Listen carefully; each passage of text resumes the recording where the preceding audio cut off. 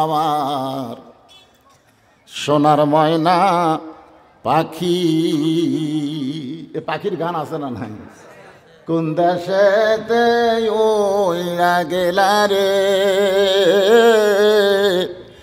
দিয়া মোরে ফাঁকি রে আমার সোনার ময়না পাখি। আমি সবগুলো পাখির গানে জানি, তার মধ্যে এই হাসনের গানটা খুব ভালো। এই হাসনের লয় তো লালনের, লালন একটা গান গাছে ভাই সেই মারাত্মক। মন তুই রইলি খাঁচার আসে,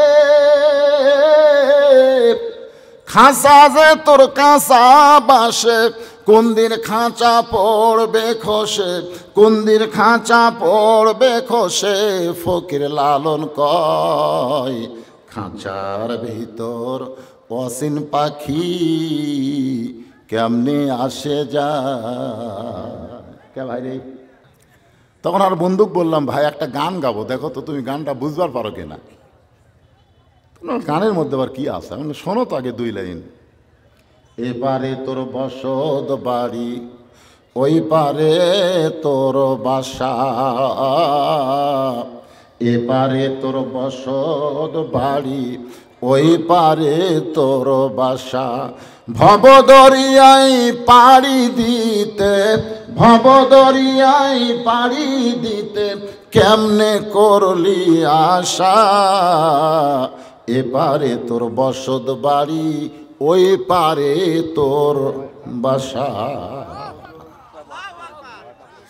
আমাকে বলতেছে ভাই কি বুঝালেন? আমি কি বুঝালাম মানে, দুনিয়াতে যত বড়ই বাড়ি করো সেইটা কোনোদিন বাসা হতে পারে না, যেইটা ছাইড়া যাওয়া লাগবে সেইটা কোনোদিন বাসা না।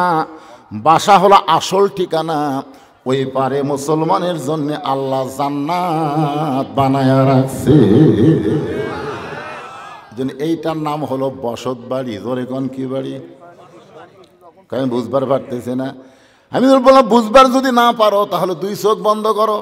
আমি আমার দোস্তরে কইলাম দুই চোখ বন্ধ কর, বলে ভাইজান দুই চোখ বন্ধ করে লাভ কেন, করিস না কেন?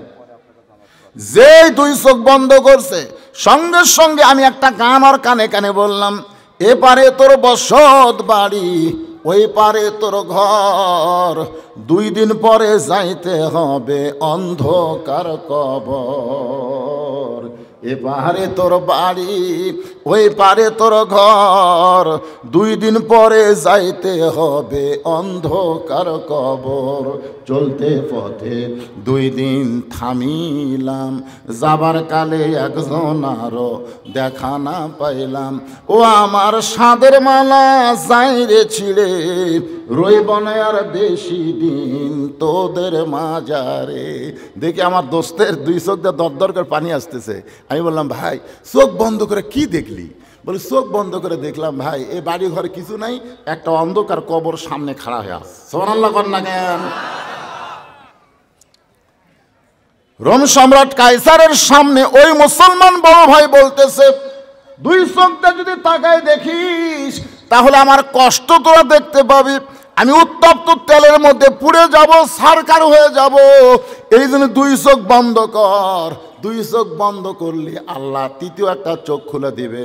আল্লাহ রাসূল বলেছেন, ইত্তাকু ফিরাসাতাল মুমিনিনা ফাইন্নাহু ইয়ানজুরু বিনুরিল্লাহ।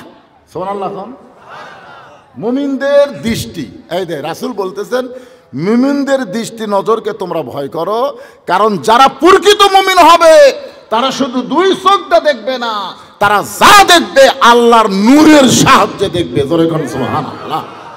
তো আল্লাহর নূর দিয়া যদি আমরা দেখতে চাই, সেই নূরের নাম কি? আরো জোরে কোন নাম কি? হ্যাঁ, এই জন্য একটা স্লোগান আছে, আল কোরআনের আলো ঘরে ঘরে না, অ্যাঙ্গেলে একটা ডোজ দেওয়া লাগবে। অ্যাঙ্গেলে ডাইরেক্ট বলবার গেলে সংসদ বলা লাগবে, দরকার নেই। আমরা ঘরে ঘরেও বলবো না, সংসদও বলবো না, আমরা অ্যাঙ্গেলে ডোজ মারবো, যেটা কেউ ধরবার পারবি না। সেটা হচ্ছে আল কোরআনের আলো সব জায়গায় জ্বালো। রাজি আছেন? সব জায়গার দরকার আছে না? নাই জোরে কোন আছে না? আল কোরআনের আলো, কোরআন হাদিস যেখানে, দুনিয়ার মুসলমান লিল্লাহে তাকবীর। সব জায়গায় যে কোরআনের দরকার, সব জায়গায়। আজকে আমরা মনে করি আমার ঘরের মধ্যে কোরআন চলুক, মাদ্রাসার মধ্যে কোরআন চলুক, মসজিদের মধ্যে ইমাম কোরআন পড়ুক। কি হচ্ছে? কি হচ্ছে? আজকে 564টা মসজিদ বর্তমান প্রধানমন্ত্রী বানিয়ে দিছে। অনেক নেতারাই বলে, হুজুর আপনারা খালি আমাকে দোষ দেখেন, আমাকে গুণ বুঝেন না। 564টা মসজিদ বানিয়ে দিছে, প্রত্যেকটা মসজিদ খালি দেখার মতন। যেরকম কার মতন? আমার এলাকার কিছু ছেলেরা মাইক্রো ভাড়া করে 201 গম্বুজ মসজিদ দেখতে গেছে। 201 গম্বুজ একটা মসজিদ আছে, ওটা টাঙ্গাইলে, গোপালপুর। আমাকে দেখে এসে বলতে, হুজুর সেই রকম। আমরা ছাদের উপর ছেলে গুনলাম, হুজুর 201টা গম্বুজ, সেই রকম মসজিদ হুজুর। এত সুন্দর মসজিদ আমরা জীবনেও দেখিনি। আমি বললাম, ভাইটা কোন সময় দেখলো? করছে 3টার সময়। তো 3টা আগে যে জোহরের নামাজ আসলো সেটার খবর কি?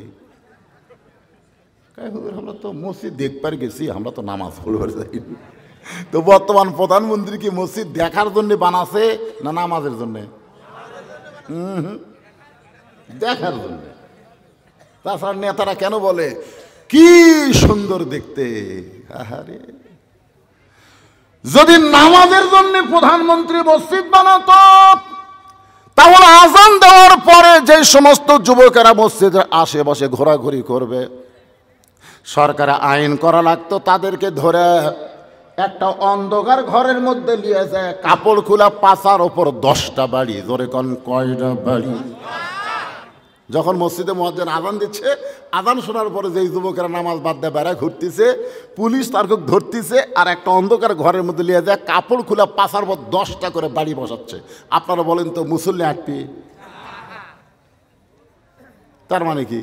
মসজিদ 500 না, আমি বলেছি 5 লক্ষ মসজিদ যদি সরকার বানায় দেয়, 1 পয়সাও লাভ হবে না যদি নামাজ কায়েমের বিল পাস না করে। ধরে কোন কথা ঠিক কিনা? আজকে সবচাইতে বড় জালেম কে কোন তো? সবচাইতে বড় জালেম হলো ওই ব্যক্তি যে আজান দেওয়ার পরে মসজিদে যায় না। মুসলমান দাবি করে কিন্তু আজান দেওয়ার পরে মসজিদে যায় না। ওর চাইতে জালেম কোনো ব্যক্তি পৃথিবীতে নাই। আপনার বলেন তো, সেই জালেমদেরকে পুলিশ না ধরে আমাদের মতন আলেমদেরকে ধরতেছে কে? কথা কয় না। পুলিশের উচিত হলো জালেমদেরকে ধরা। জোরে কোন কথা ঠিক কিনা? তো জালেমদের না ধরে আমাদের মতন আলেমক বন্দি করতেছে। তার মানে কি? মামুনুল হক বউলিয়া ধরা পড়ছে, তাক বন্দি করে থছে। আর সাকিব খান বিয়া ছাড়াই খালি বাচ্চার জন্ম দিচ্ছে, এই লুচ্চাক ধরতেছে না। কথা কন না কেন? এই লুচ্চাক ধরে না কেন? সেনকা হিরো আলম এক মেয়ে মানুষ দিয়ে বই মেলার টাকা ধাবার খাচ্ছে। একজন সাংবাদিক জিজ্ঞাসা করছে যে, কে হিরো আলম ভাই, আপনি সাথে যে মেয়াটা ঘরে রেখে তুই চিল্লাস করে দেখছেন? হিরো আলমের সুপা দেখছেন? আমি দেখলাম 2টা পুলিশও তার সামনে খাড়ায় আছে। কেন হিরো আলম একটা তাগড়া মেয়ে একলা ঘরে, ওই মেয়র কে হয় এইটা জানবার সালে কুত্তার বন্ধুর খেউ করে ওঠে, সাথে সাথে পুলিশের মুখত বাড়ি মারা দরকার। কথা কন না কেন? 90% মুসলমানের দেশে তুমি কেমন মুসলমান? তুমি কাকলে ঘোরো। আরে সবচাইতে বড় জালেম আজকে আপনারা শুনে নেন যে মসজিদে আজান দেওয়ার পরে যারা নামাজ পড়ে না, মুসলমান দাবি করে, এরা হলো সবচাইতে বড়, কথা বল না কেন, সবচাইতে বড় জালেম। আল্লাহর আজানকে তারা কটাক্ষ করেছে। আল্লাহ বলতেছেন হাইয়া আলাস সালাহ, আল্লাহ বলতেছেন হাইয়া আলাল ফালাহ। এইটারই তুমি গুরুত্ব না দিয়ে তুমি বাইরে ঘুরতেছ। আর তুমি মনে করো আমি মুসলমান, মরে গেলে জান্নাত পাবো। ইমাম মালিক বলেছে কোন বেনামাজি মরে গেলে ওর জানাজায় যারা শামিল হবে ওদের আমল নামায় 1 হোক বা পরিমাণ পাপ হবে। ছাত্ররা বললো, হুজুর কুত্তে যদি রাস্তাত মরে দুর্গন্ধ হবে, এদের পাওয়ার দড়ি টানে লিয়ে যায় পুঁতে থুই। তো একটা বেনামাজি মরে গেলে ওরও পাওয়ার দড়ি লাগে টানে লিয়ে যায় একটা ওয়াজ জাকাত পুঁতে থো। আর কোনোদিন নামাজের ওয়াজ করা লাগবে না, এমনি নামাজে হবি। জোরে কোন কথা, ঠিক কথা কন না কেন? ইন্নাস সালাতা তানহা আনিল ফাহশাই ওয়াল মুনকার, একমাত্র নামাজই পারে সমস্ত মানুষকে অশ্লীলতা খারাপ কাজ থেকে হেফাজত করতে। আমাদের ছেলেদের হাতে যেই মোবাইল আছে, এই মোবাইলের খারাপ থেকে যদি ছেলেদেরকে বাঁচাবার চাই তাহলে 1 নম্বর হলো নামাজ। যেরকম 1 নম্বর কি? 7 বছর থেকে নামাজের তালিম দিবেন। এই বাপেরা যারা আছেন 7 বছর থেকে যখন তালিম দেবেন, কথা বললে ঠাস করে মারবেন, বুঝলেন না? কোন জায়গাত মারবেন? কোন জায়গাতে? এই যে এই কানত যান মারেন না, কানত মারলে কিন্তু ঠসা হবে, এর তলে মারা লাগবে। কান ছাড়া, অনেকে কয় কান সারা, কান সারা না, কান ছাড়া। এটার নাম কি? ছাড়া। তালিম, তালিম বোঝেন না? তালিম দেওয়া লাগবে। ওযু কীভাবে করা লাগবে, তারপরে রুকু কীভাবে করা লাগবে, নিয়ত কীভাবে বাঁধা লাগবে, সেজদা কীভাবে দেওয়া লাগবে। এটা 7 বছর থেকে। আর 10 বছর থেকে যদি যাবার না চাই, আর ঘাড়ের যে রগ নাই, এই রগ চাপে ধরবেন, চাপে ধরে যদি 10 বছর থেকে আপনার সন্তানকে আপনি নামাজ ধরাবার পারেন, ওর হাতে যতই মোবাইল থাক, ওই অশ্লীল ভিডিও দেখবার গেলেই আর ইমান বলবে কেউ না দেখলেও আল্লাহ দেখতেছে। জোরে কোন কথা, ঠিক কি না? এই জন্য আল্লাহ কোরআনে বলেছেন ইন্নাস সালাতা তানহা আনিল ফাহশাই ওয়াল মুনকার, একমাত্র নামাজই পারে মানুষকে যাবতীয় খারাপি থেকে বাঁচাই দিতে। আমাদের বাংলাদেশে মুসলমানের সংখ্যা বেশি, মসজিদের সংখ্যা বেশি, কিন্তু নামাজির সংখ্যা আছে। জুমার দিনে দোতলা করতেছে, মসজিদ দোতলা করতেছে, টাকা আদায় করতেছে, ভাই দোতলা করব মসজিদ। জিজ্ঞাসা করা হলো দোতলা কেন? কয় এত মুসল্লি হুজুর, আটে না। এতই মুসল্লি শুরু হয়েছে, আটে না হুজুর, সেদিন দোতলা। তো ফজরের খবর কি? কয় ফজর এক কাতারে হয় না। জোহরের খবর কি? কয় হাট বাজারে গেছে। আসরের খবর কি? কয় খেলাধুলা করতেছে। মাগরিবের খবর কি? কয় ওই ফজরের মতোই ফেরত যাচ্ছে। এসার খবর কি? কয় ফজরও যায়, এসাও তাই। তো মসজিদের মধ্যে কয় কাতার? কয় 9 কাতার। এখন পর্যন্ত এক কাতারের মুসল্লি হয় না, তাহলে দোতলা করবে কেন? তখন বলতেছে ওই যে জুম্মার দিনে সবার শেষে আগে যায়, ওই শালাকের জন্য দোতলা করা লাগতেছে। জুমার দিনে সবার শেষে আগে যায়, এদেরকে যদি আল্লাহ জান্নাত দেয়, দিতে পারে কি পারে না? রহমানুর রহিম আল্লাহ বলতেছেন 5 ওয়াক্ত নামাজ বাদ দেখালে জুম্মা যারা পড়ছো, সবার শেষে আগে গেছো, ওদেরকে আমি আল্লাহ দয়া করে জান্নাত দিয়া দিলাম। আল্লাহর দয়ার কোনো সীমা আছে? আপনারা বলেন তো, জুম্মা পার্টিকে যদি আল্লাহ জান্নাত দেয়, তাহলে 5 ওয়াক্ত পার্টিরা কি মনে করবি? কি এক বিপদে! আমরা 5 ওয়াক্ত নামাজ পড়ে তো ভুলই করছি রে। এই ফজরের নামাজ পড়া শীতের দিনে কি কষ্ট রে। হ্যাঁ, এই জুম্মা পার্টি খুশি হয়ে এক দৌড়ে জান্নাতের কাছে যাবে, যা দেখবে জান্নাতের দরজার বিশাল একটা তালা। জুম্মা পার্টি বলবে আল্লাহ জান্নাত দিলেন, কিন্তু জান্নাতের দরজার তালা কেন? আল্লাহ বলে তালা খোলার চাবি তোদের কাছে আছে, খুঁজা দেখ। এবার জুম্মা পার্টি খুঁজা দেখবে একটা চাবি আছে, ওই চাবি নিয়ে তালার মধ্যে ঢুকবে ঠিকই, কিন্তু ঘুরবি না। ঢুকছে ঠিকই, ঘোরে না। বলে আল্লাহ চাবি ঢুকলো কিন্তু ঘোরে না। আল্লাহ বলে তালার মধ্যে 5টা দাগ আছে, তোদের চাবির মধ্যেও 5টা দাগ থাকা লাগবে। আগে চাবি বার করে দেখ তো দাগ আছে কিনা। বলে আল্লাহ আমাদের চাবি তেলা। আল্লাহ বলে দাগের সঙ্গে দাগ যদি না মিলে তাহলে তালা খুলবে না। বান্দা বলবে আল্লাহ কিসের দাগ? আল্লাহ বলবেন 5 ওয়াক্ত নামাজের দাগ। 5 ওয়াক্ত নামাজের দাগের চাবি যদি না থাকে তাহলে জান্নাত দেখে ফেরত আয়। জুম্মা পার্টিরা জান্নাত দেখবার পাবি, কিন্তু ঢুকবার পারবি না। এখন কারা কারা জুম্মা মারতেছেন? না, হাত তুলবার ক্ষমতা। আয় হায়, তাও মোশান কি সবার শেষে যায়, আগে বের হয়। একটু মনোযোগ দিয়ে শুনবেন। 2 ভাই চক্ষু বন্ধ করেছে, আর বড় ভাইকে উত্তপ্ত তেলের মধ্যে ফেলে দিয়েছে। দুই ভাই চক্ষু বন্ধ করে দেখতেছে ওই দেহ নামক খাঁচাটা উত্তপ্ত তেলের মধ্যে পড়ল। আর খাঁচার পাখিটা কে যেন সযত্নে ধরে সবুজ রঙের একটা বাগানে উড়ে চলে গেল। আমার সোনার ময়না পাখি, এ পাখির গান আছে না নাই? কোন দেশেতে ওইরা গেলা রে দিয়া মোরে ফাঁকি রে আমার সোনার ময়না পাখি। আমি সবগুলো পাখির গানে জানি, তার মধ্যে এই হাসনের গানটা খুব ভালো। এই হাসনের লাই তো লালন একটা গান গাছে ভাই, সেই মারাত্মক। মন তুই রইলি খাঁচার আসে, খাঁচা যে তোর কাঁচা বাসে, কোন দিন খাঁচা পড়বে খসে, কোন দিন খাঁচা পড়বে খসে, ফকির লালন কয় খাঁচার ভিতর অসীন পাখি কেমনে আসে যায়।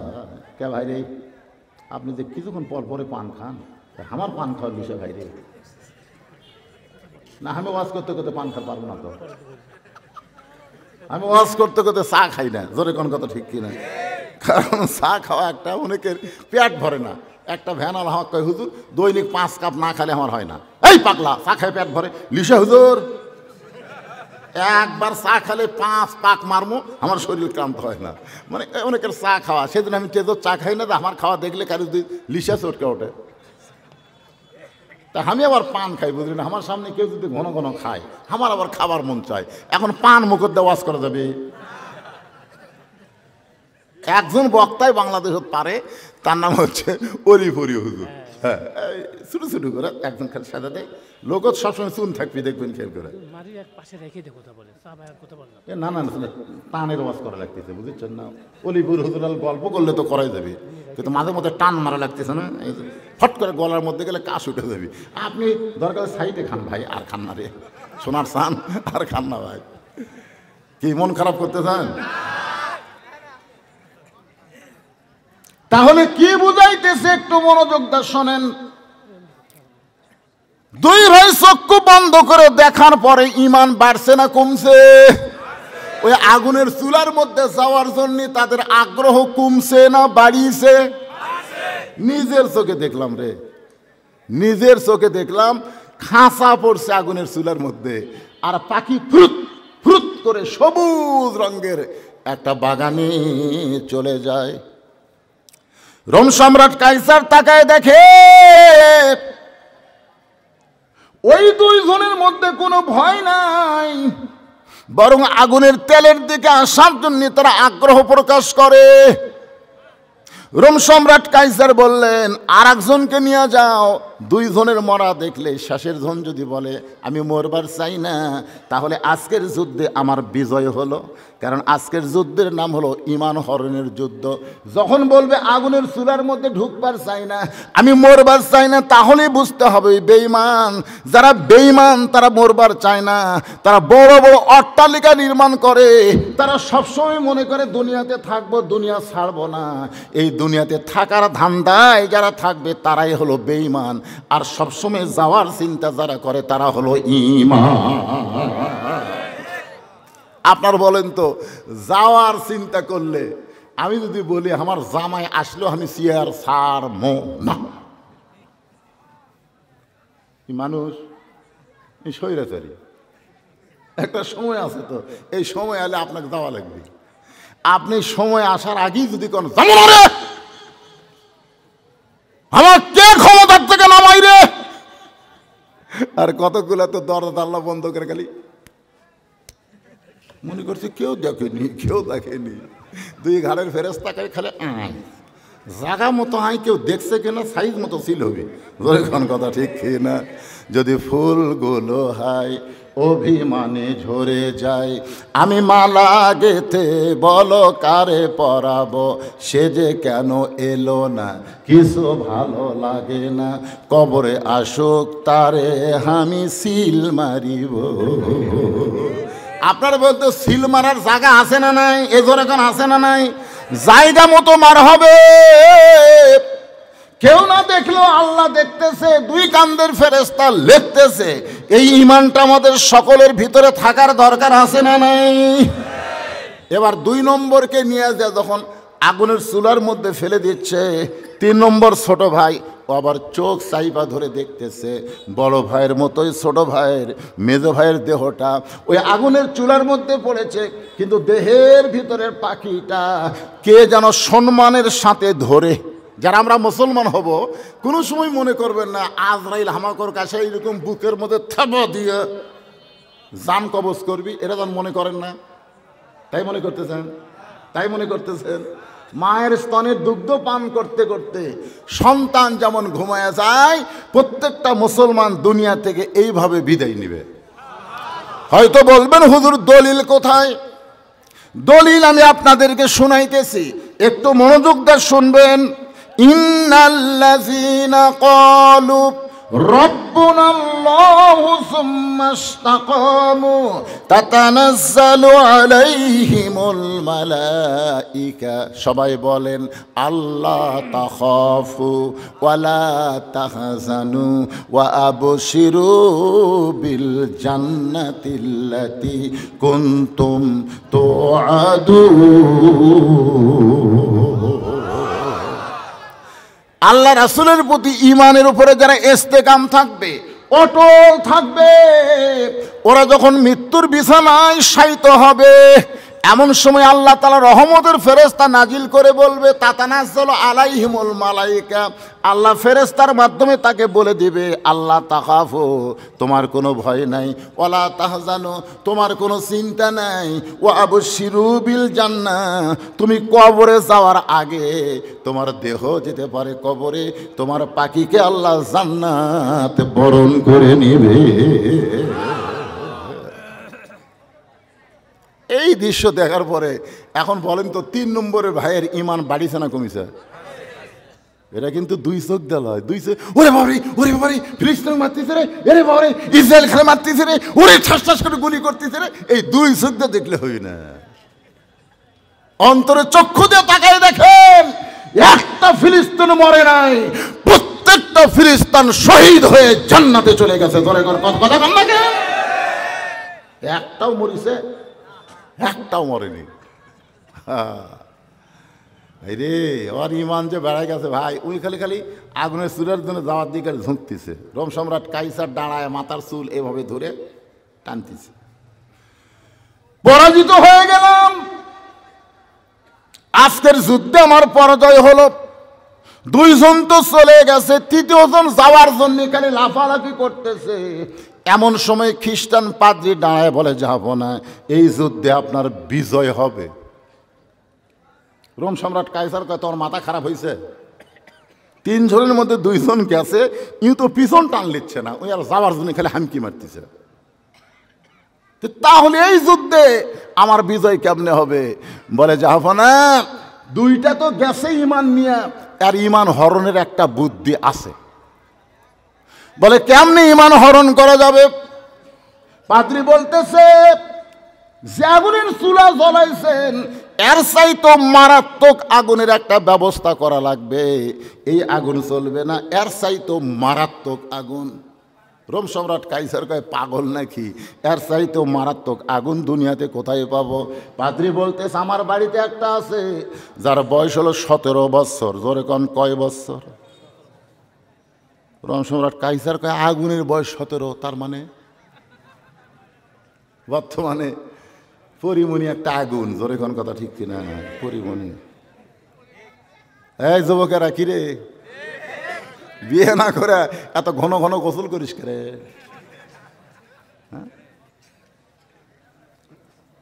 অনেকদিন আগে একটা গান শুনছিলাম, কই কি কম, রূপে আমার আগুন জ্বলে যৌবন ভরা অঙ্গে, প্রেমের সুধা পান করেছে, হায়রে আমার দিওয়ানা। যুবক, আজকে তোমাদের ঈমান হরণের জন্য বাংলাদেশে পরিমণি তৈরি হচ্ছে, ফাতেমা তৈরি হচ্ছে না। জোরে কোন কথা ঠিক কি না? আমাদের মেয়েগুলোকে যদি ফাতেমা তৈরি করতে পারি, তাহলে একটা যুবকও অশ্লীল ভিডিও দেখবে না। প্রত্যেকটা যুবক আজান দেওয়ার সঙ্গে সঙ্গে মসজিদে হাজির হবে। জোরে কোন ঠিক কি না? কিন্তু তৈরি করা হচ্ছে পরিমণি। আগে আমরা দেখছি ভাইজান, মেয়েরা, শহরের মেয়েরা এরকম ভাবে ওড়নাটা দিত, মাথা ঢাকতো না, কিন্তু এইভাবে ওড়না দিয়া ছেলেরা দেখ পারে, চাইলেও পারতিছে না, কেন ঢাকি আছে কি বাস্তব। হ্যাঁ, এখন আবার শহর যায় দেখবেন এইরকম হয়ে গেছে, এইরকম। তাহলে এটা পিছনে গেল কেন? আপনারা বলেন,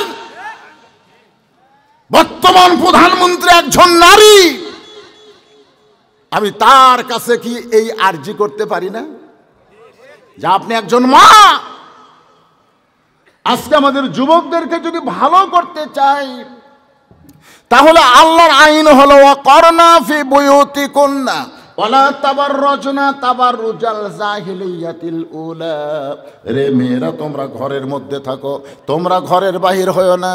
কোনো প্রয়োজনে যদি ঘরের বাহির হও, তাহলে হেজাব নিয়ে, পর্দা নিয়ে বের হওয়া লাগবে। এই হুকুম কার? আরো জোরে বলেন কার? আল্লাহর নবী ফাতেমার সামনে দাঁড়িয়ে বললেন, মা গো, তুমি নবীর মেয়ে বলে তুমি জান্নাতে হবে, তুমি নবীর মেয়ে বলে আল্লাহ তোমাকে জান্নাত দেবে, এইটা কখনো মনে করবা না। জান্নাতে যদি যাবার চাও, তাহলে জান্নাতের আমল করে তোমাকে জান্নাতে যেতে হবে। ফাতেমা কান্দের বলে, বাবা, তাহলে আপনি আল্লাহর নবী, শ্রেষ্ঠ নবী, ইমামুল আম্বিয়ার মেয়ে হওয়ার পরেও আল্লাহ আমাকে জান্নাত দিবে না। জান্নাতে যাইতে গেলে কি আমল করা লাগবে?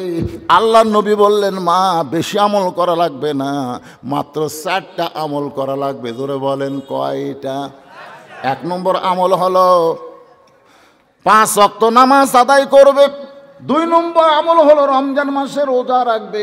3 নম্বর আমল হলো স্বামীর কথা মতো চলবা। আর 4 নম্বর আমল হলো সতীত্বের হেফাজত, পর্দা করা লাগবে। রাসূল বললেন, আমি সংখ্যার শেষে পর্দার কথা বললাম, কিন্তু গুরুত্বের দিক দিয়ে এই 4টার মধ্যে মেয়েদের জন্য পর্দার গুরুত্ব বেশি। ফাতেমা 1 নম্বর হলো পর্দার ভিতরে থাকতে হবে। সঙ্গে সঙ্গে নবীর মেয়ে মাথায় ঘোমটা দিলেন, ঘোমটা দিয়ে বললেন, বাবা, এই মুহূর্ত থেকে আমি পর্দার মধ্যে ঢুকে গেলাম। আপনি দেখবেন অনেক সাহাবী মহিলারা বেশি আমল করেছে, তারপরেও কিন্তু জান্নাতি নারীদের নেত্রী হয় নাই। জান্নাতি নারীদের নেত্রী হয়েছে ফাতেমা। অথচ ফাতেমার জীবনী খুলে দেখেন, ফাতেমা কিন্তু খুব একটা বেশি আমল করে নাই।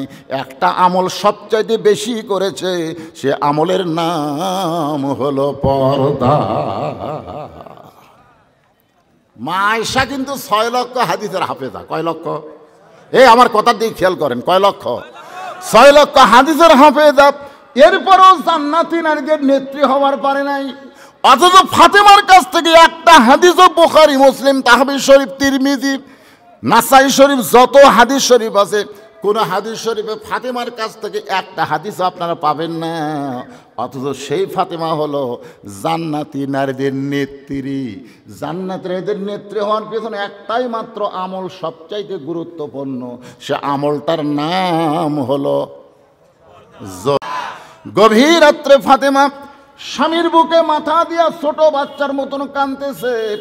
আলী বলতেছে, ফাতেমা, এই গভীর রাত্রে তোমার কান্দার কারণ কি? ফাতেমা বলে, স্বামী গো, আপনি মনে কষ্ট নিয়েন না, আমার কান্দার কারণ হলো আল্লাহ তাআলা আমার দোয়া কবুল করেছে। আচ্ছা, দোয়া কবুল করা এটা খুশির খবর না কান্নার খবর? আলী বলতেছেন, ফাতেমা, আল্লাহ যখন দোয়া কবুল করেছে তাহলে কান্দার কারণ কি? বলে কি দোয়া আল্লাহ কবুল করছে সেইটাকে আপনি শুনবেন না? আলী বলতেছে বলো তো কি দোয়া আল্লাহ কবুল করলো? ফাতেমা বলতেছে আল্লাহ তাআলা আমার দোয়া কবুল করেছে, আমাকে পর্দার ভিতরে মৃত্যু দিবে। আলী কয় আলহামদুলিল্লাহ, যে মেয়েটা সারা জীবন পর্দা মানে চললো তাকে তো আল্লাহ পর্দার মধ্যে মৃত্যু দিবে রে। যারা পর্দা মানে না মরার পরেও তাদের পর্দা হয়, জোরে কোন কথা ঠিক কিনা? আচ্ছা সত্যি করে বলেন তো, আমাদের বাংলাদেশে যে মেয়েরা পর্দা মানে না মরার পরে আপনারা কয় কাপড় দেন? কেরে তাড়াশের লোক কথা কয় না কেরা? আর শরীফ যদি শরীফা হয় তাহলে কয়টা দেবেন? আচ্ছা আপনাকে এলাকাত কোনো হিজড়া মরেনি? না না, আপনাকে আশেপাশে কোনো হিজড়া মরেনি? ও হিজড়াই নাই, ও আসে ঠিকই মরেনি।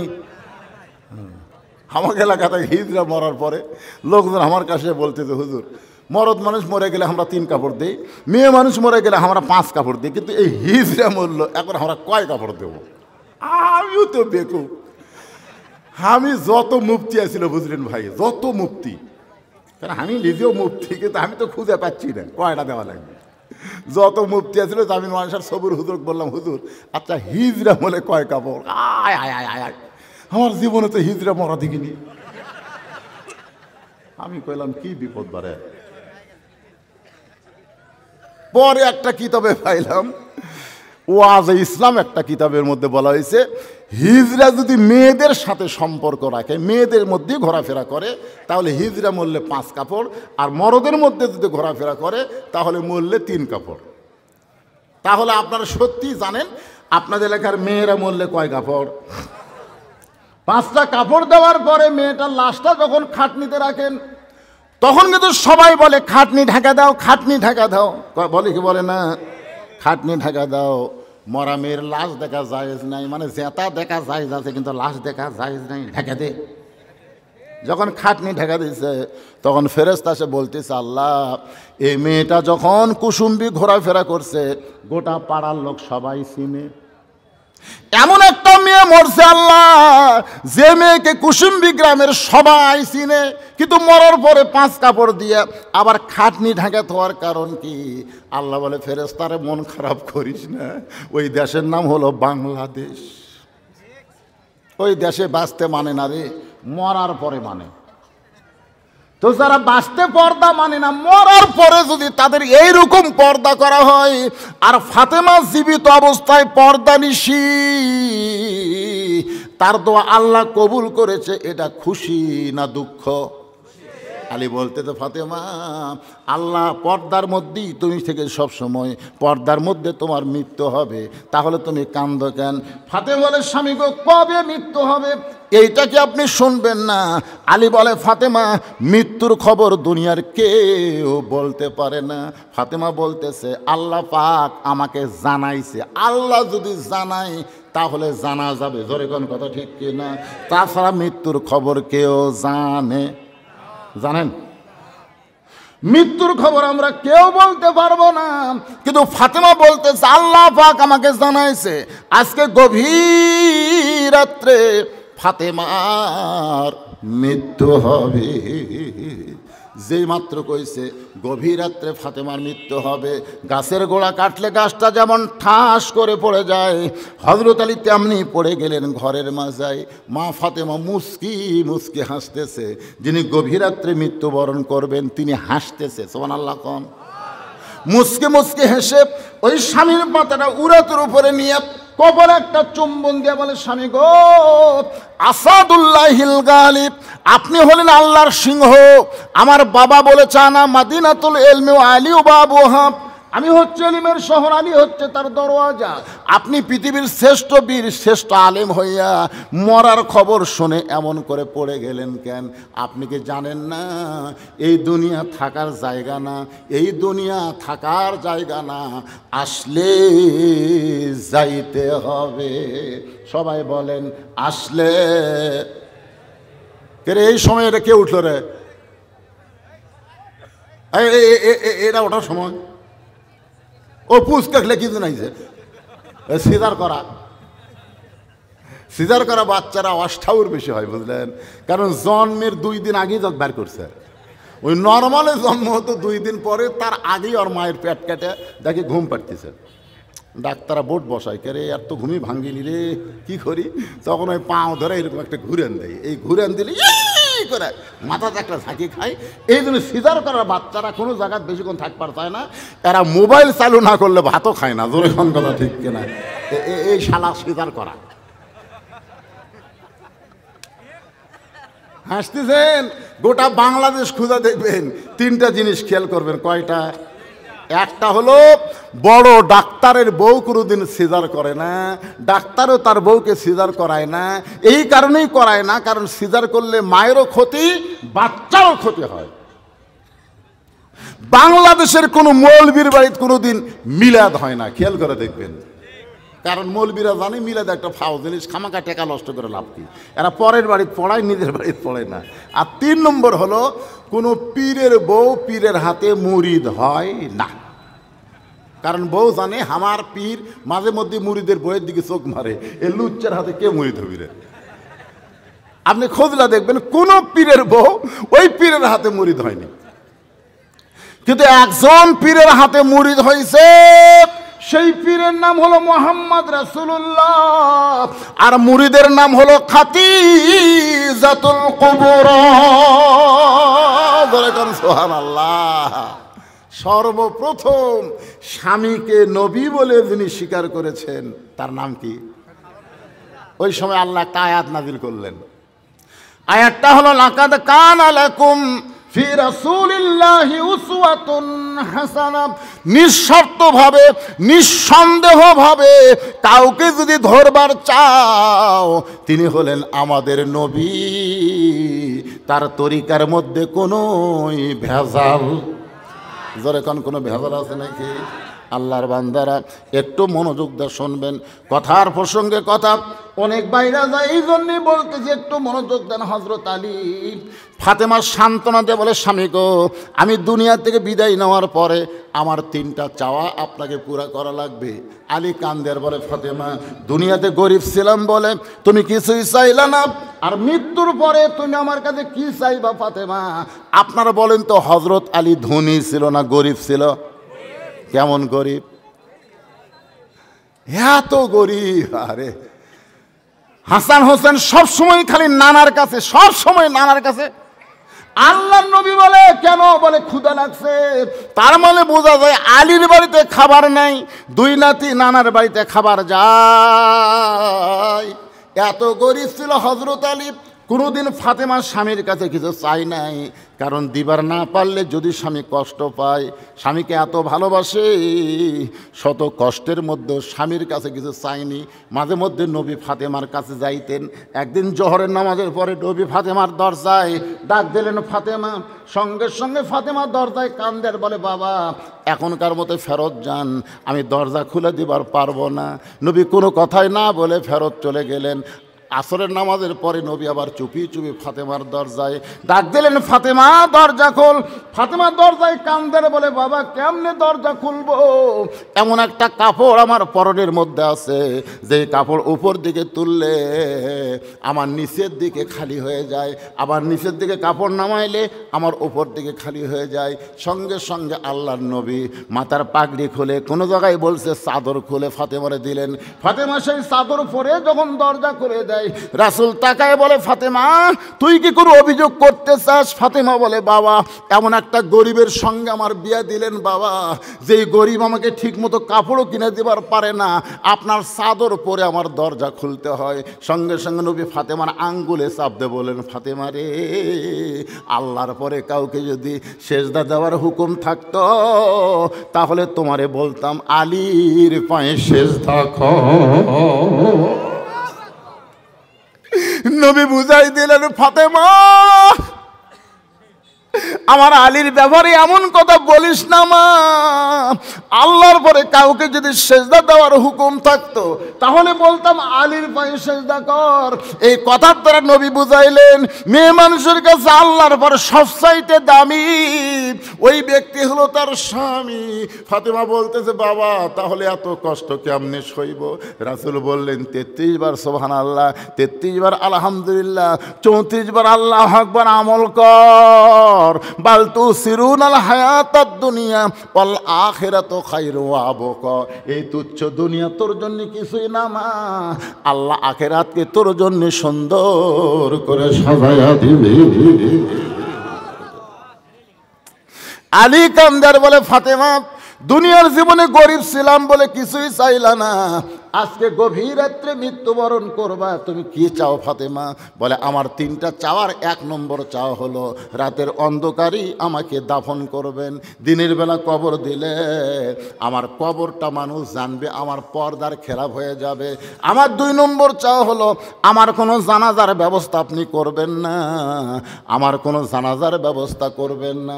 আলী বলে ফাতেমা তুমি নবীর কলিজার টুকরা, তোমার জানাজায় বহু মানুষ হবে। বলে বহু মানুষ কি করবে? বলে তোমার জন্য দোয়া করে। ফাতেমা বলে গোটা পৃথিবীর কারো দোয়া আমার দরকার নাই, কারণ দুনিয়ার সব মানুষ যদি বলে ফাতেমা ভালো, আল্লাহ কিন্তু আপনার মুখের দিকে তাকায় থাকবে। আপনি যদি বলেন ভালো না, এই দুনিয়ার মানুষের দোয়া দেয় ফাতেমার 1 তিল পরিমাণ লাভ হবে না। আর দুনিয়ার সমস্ত মানুষ যদি বলে ফাতেমা খারাপ, আর আপনি যদি বলেন আমার ফাতেমা ভালো, এক স্বামীর সার্টিফিকেটে ফাতেমার জন্যে আল্লাহ 8টা জান্নাতের দরজা খুলে দিল। ওগো স্বামী আমার 3 নম্বর চা হলো আমার কোনো লাশটা খাটনিতে তুলবেন না, কারণ খাটনি কান্দে নেওয়ার মতন 4 জন মানুষ আমার দুনিয়াতে নাই। আমি ফাতেমার দেহের ওজন কত এইটা দুনিয়ার কোনো পুরুষ মানুষ বুঝুক আমি চাই না, আমি চাই না। আমার দেহের ওজন যখন কান্দে নেবে তখনই কিন্তু দেহের ওজন বোঝা যাবে। ধরে কোন কথা ঠিক কিনা? আমার বাবা যদি দুনিয়াতে থাকতো তাহলে মরা মেয়ের লাশের খাটনি বাবা কান্দে নিবার পারতো। আমার হাসান হোসেন যদি বড় হইতো তাহলে মায়ের লাশের খাটনি কান্দে নিবার পারতো। ওগো স্বামী গভীর রাত্রে আমার লাশটা কান্দে করে ওই জান্নাতুল বাকির পূর্ব কোণায় সবুজ রঙের একটা বাতি জ্বলবে, ওই বাতি বরাবর আমাকে দাফন করে দিবে। হযরত আলী ফাতেমারে কান্দে করে নিয়ে ওই বাতি জ্বলার জায়গায় আবু যর গিফারি আগে কবর খুঁড়ে কবর থেকে পালায় গেছে। কারণ কবর খুঁড়তে খুঁড়তে আবু যর গিফারি 3টা কথা বলেছিল। 1 নম্বর কথা হলো কবর রে দিনের বেলা না খুঁড়ে রাতের বেলা কবর খুঁড়ি, কারণ কি তোর মধ্যে আমি একজন মহিষী নারী আসবে। আল্লাহ নবীর মেয়ে হওয়ার পরেও নবী তাকে মায়ের সম্মান দিয়েছে, খবরদার কবর বেয়াদবি করিস না। কবর রে তোর মধ্যে এমন একজন মা আসবে তার 2টা সন্তান জান্নাতি যুবকের সর্দার হবে, খবরদার কবর বেয়াদবি করিস না। তোর মধ্যে এমন একজন নারী আসবে যার স্বামী হলো আসাদুল্লাহিল গালিব। এই কথা বলে যখন কোদাল মারতে চায় কে যেন কবরের ভিতর থেকে ফাতেমার জন্য নয় আমাদের সকলের জন্যই এই মেসেজটা দেওয়া হয়েছে। কবরে কার মা কার মেয়ে কার বিবি এইটা কবর দেখবে না। আমল যদি ভালো হয় কবর জান্নাতের বাগান হয়ে যাবে, আর আমল যদি খারাপ হয় কবর জাহান্নামের গর্ত হয়ে যাবে। এজন্য একটা গান আছে, কিন্তু যেদিন ডাক পড়িবে কবর মাঝে যাইতে জোগাড় কিছু করছো বন্ধু তার মাঝে বিছাইতে। আমাদের কবরের ডাক যে কোনো হতে পড়বে কি পড়বে না ভাইজান, কথা কন। তাহলে সেই কবরে আমরা কি নিয়ে যাব? আমার জামাই ওয়াজ করবে, মাদ্রাসার মুহতামি ওয়াজ করবে, কিন্তু আমাকে তারাশের লোকেরা অনেক আগে থেকে অত্যন্ত পছন্দ করে ভালোবাসে। আমি একজন মাজুর এবং একজন মাজলুম, একজন মাজুর অসুস্থ ব্যক্তি আপনাদের কাছে কবরের পাথর হিসাবে এই মাদ্রাসায় 1টা করে 1000 টাকা চাই, 2টা করে 1000 টাকা চাই, 5টা করে 1000 টাকা চাই। যদি আপনি নাও পারেন এই মাদ্রাসায় একটা কোরআন শরীফ বাবদ 500 টাকা দেবেন। 500 টাকা দেওয়া মাত্র একটা কোরআন দান করার সওয়াব আল্লাহ আপনাদের আমল নামায় দেবে। মাত্র 10টা মিনিট ভাই আপনাদের কাছে মাদ্রাসার জন্য হাত পাতালাম। একটু মহব্বত করে কোন আল্লাহর বান্দা সর্বোত্তম পারেন এই নবীর এতিম ঘরে আমি 5টা 1000 টাকা দান করব। হুজুর আমি 10টা 1000 টাকা দান করব। মাশাআল্লাহ। নজরুল ইসলাম কোরআন, নুরুল ইসলাম কোরআন শরীফ বাবদ সর্বপ্রথম 500 টাকা আল্লাহর নবীর মাদ্রাসায় করছে দান। আল্লাহ দানকে কবুল